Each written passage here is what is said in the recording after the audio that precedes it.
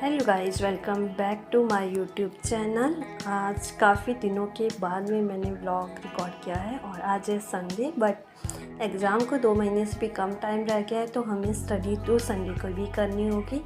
अब हम आराम नहीं कर सकते, तो चलिए संडे को क्या स्टडी करनी है उसका प्लान प्रिपेयर कर लेते हैं। तो सबसे फर्स्ट में मैंने तैयार की मेरी टू डू लिस्ट, और टू डू लिस्ट में आज मैंने ज़्यादातर प्रैक्टिस ही नोट डाउन की थी। 2 मैंने मॉक मेंशन की थी, क्लर्क का एंड पीओ का, और वीकली रिवीजन एंड मतलब ऑल ओवर इसमें रिवीजन ही थी। ऐसा कुछ नहीं था कि कोई मैं स्पेशल लेक्चर कर रही हूँ। तो फिर मैंने स्टडी स्टार्ट करी थी एडिटोरियल की कैब के साथ में रिवाइज। वैसे तो वो कैब मैं बुक से भी कर लेती हूँ, वो कैब प्रोडिजी निमिषा मैम की बुक है मेरे पास, बट आज मैंने सर के लेक्चर से ही कर लिया था। ये ऑलमोस्ट 1 आवर का क्लास था और मैंने 1.5x की स्पीड पे देखा, बिकॉज मैं एडिटोरियल डेली देखती हूँ, तो ये एक रिवीजन के पॉइंट ऑफ से ही मुझे देखना था।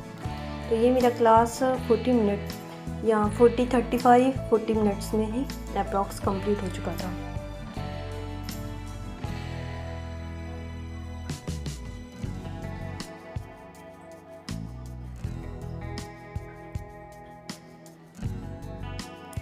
कैब रिवीजन के बाद में फिर मैंने स्टार्ट किया करंट अफेयर, और ये सर का क्लास था 2.5 घंटे का, और इसमें मुझे नोट्स भी बनाने थे क्योंकि करंट अफेयर मेरा इस वीक का कुछ खास हुआ नहीं था।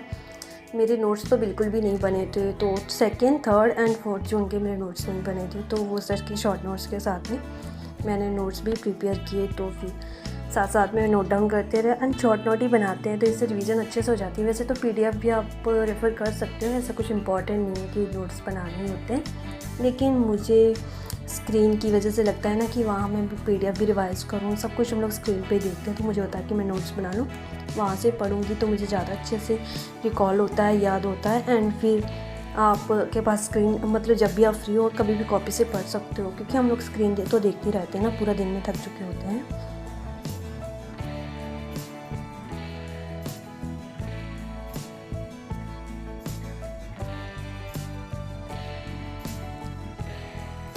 इसे कंप्लीट करने के बाद में मैंने किया था आशीष सर का ये एमसीक्यू सेशन आया था। इसमें सर के 100 एमसीक्यू थे। ये सर ने मतलब संडे वाले डे ही शायद अपलोड था, आई डोंट नो, मैंने तो रिकॉर्डेड ही देखा था। मेरे लेक्चर सभी रिकॉर्डेड होते तो मुझे पता नहीं लगता कुछ खास। तो फिर मैंने दिया था मॉक टेस्ट, ये था आरआरबी पीओ का। मॉक टेस्ट तो सही था, लेकिन मेरा इसमें कुछ खास अटैम्प्ट नहीं हो पाया था। मेरे शायद 54 अटैम्प्ट थे एंड 48 समथिंग स्कोर था। ऐसा तो नहीं है मतलब कि हम लोग बहुत टॉप ही जाएंगे, लेकिन ये है मॉक टेस्ट अटैम्प्ट करना ज़रूरी है।